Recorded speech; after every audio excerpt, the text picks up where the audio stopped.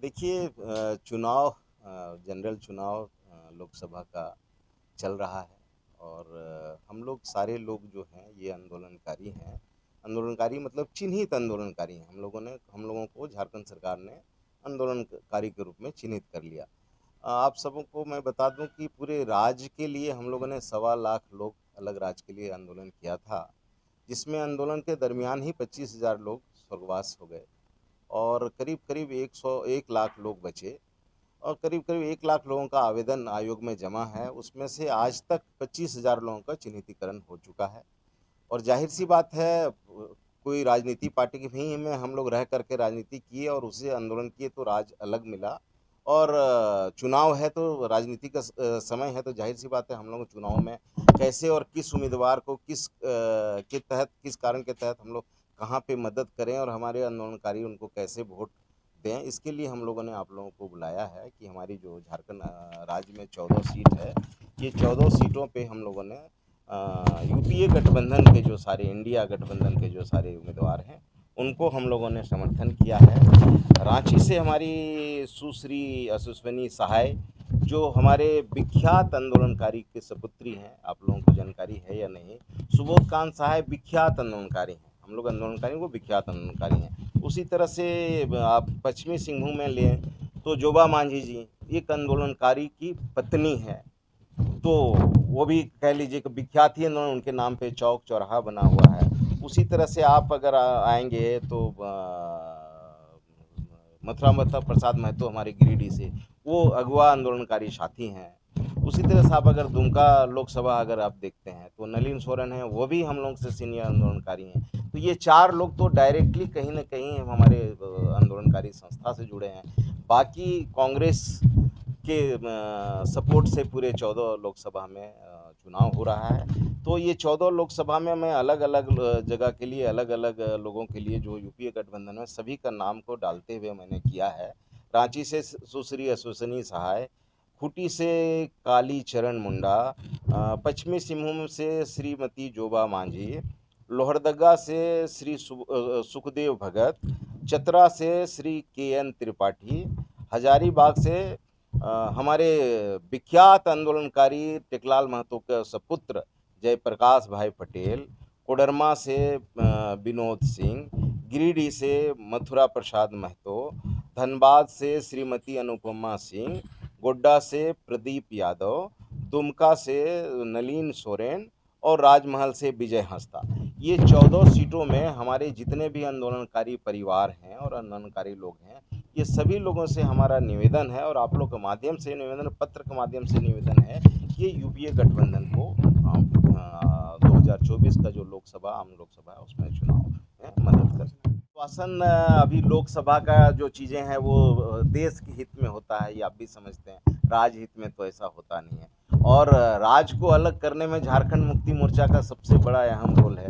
आजसू जो था, झारखंड मुक्ति मोर्चा का युवा विंग था, तो हमने, हमारी जो पैदाइशी है ये आंदोलन से है।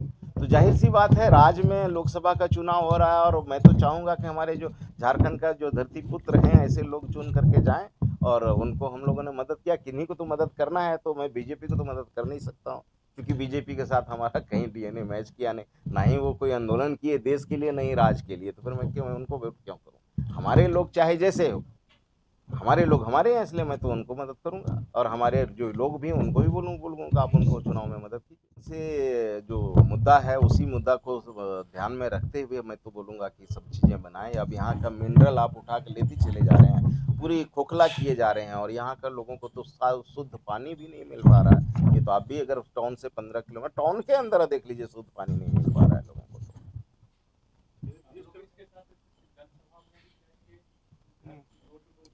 हाँ, हमारे पूरे ये केंद्रीय समिति का मैं केंद्रीय अध्यक्ष हूँ और हमारे 5 उपाध्यक्ष हैं, केंद्रीय उपाध्यक्ष हैं, जो हर कमिश्नरी में हैं। तो आज मैं प्रेस कॉन्फ्रेंस करके ये चिट्ठी भेजा हूँ, वो अपने अपने लेवल पे भी, अपने कमिश्नरी में, अपने जिला में लोग प्रेस कॉन्फ्रेंस करेंगे और जो ये कैंडिडेट है उनके साथ घूमेंगे, उनके साथ कैंपेन करेंगे।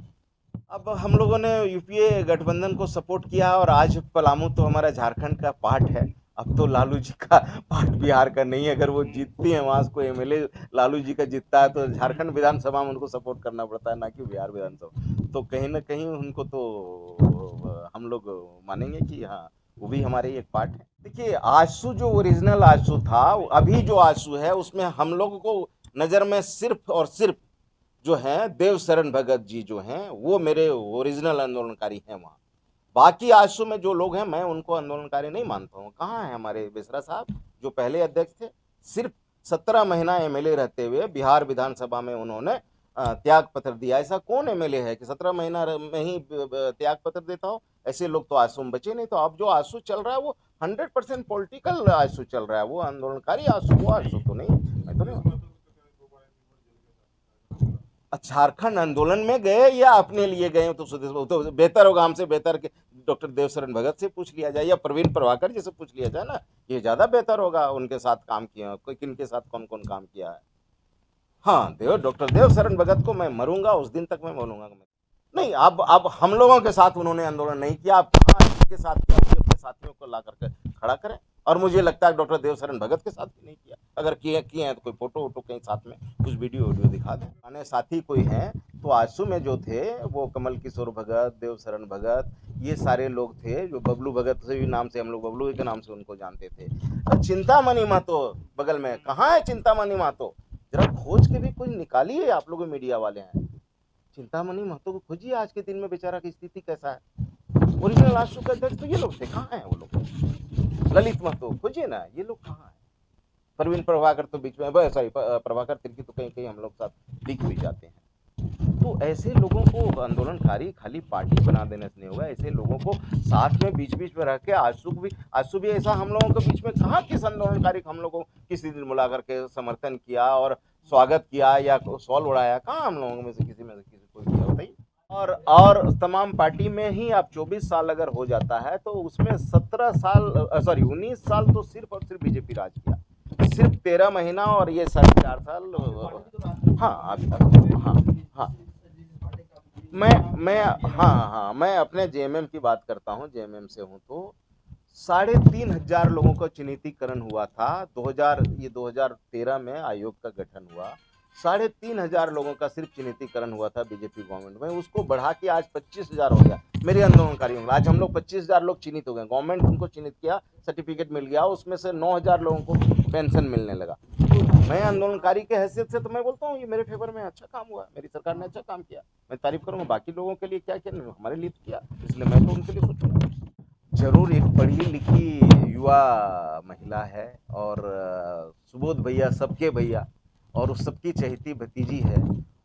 तो मुझे तो लगता है कि आने वाला समय में युवाओं को आगे आना चाहिए और वो आएंगे तो मुझे तो लगता है कि बहुत अच्छे से टक्कर देंगे। जीत हार तो एक वोट से भी हो सकती है, वो तो मैं नहीं कह सकता, लेकिन मुझे लगता है कि 100% वो टक्कर देंगी और जीत की ओर। हम लोगों का जो आकलन है वो 12-13 सीटों में तो है आकलन के हम लोग का।